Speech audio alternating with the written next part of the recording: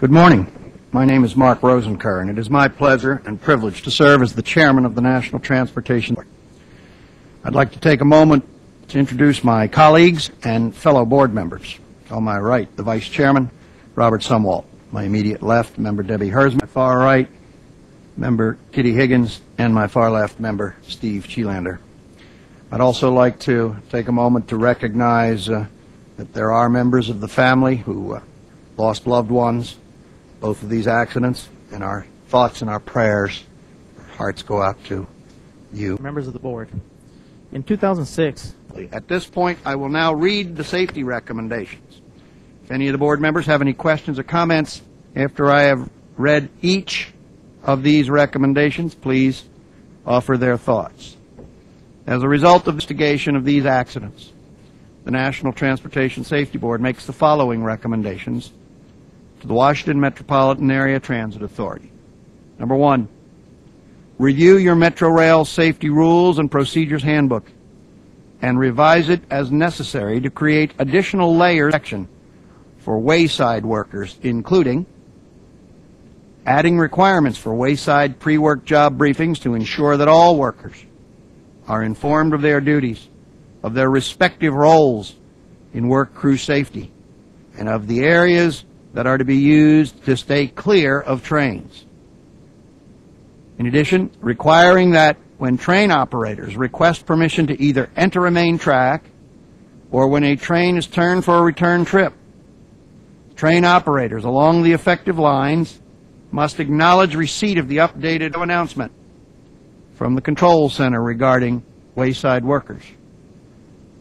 In addition, establishing procedures to be used for members of a work crew to acknowledge a lookout's warning that a train is approaching on a particular track from a particular direction before a lookout gives an all-clear signal to a train. Number two. Yes, Member Hersman. I will raise an issue earlier in the board meeting with respect to closing the loop on whether or not workers were out. I wonder if the staff would be amenable to modifying. It seems like we have a couple bullet points for them modifying their handbook, some specific recommendations. Is the one saying the track had been cleared or the work has been completed, is that one that you all feel has value? I would agree with you on that, except I did check with the WMATA officials during the break, and they do have a requirement now that when the workers complete their work that they notify OCC, and that OCC does do a broadcast to the train operators that the work has been completed and they're out of the location. Excellent. Thank you, Mr. Chipovich. Yes, ma'am. Number two, we'll continue with the recommendations to WMATA. Establish a systematic program for frequent unannounced checks of employee compliance with Metrorail operating and safety rules and procedures.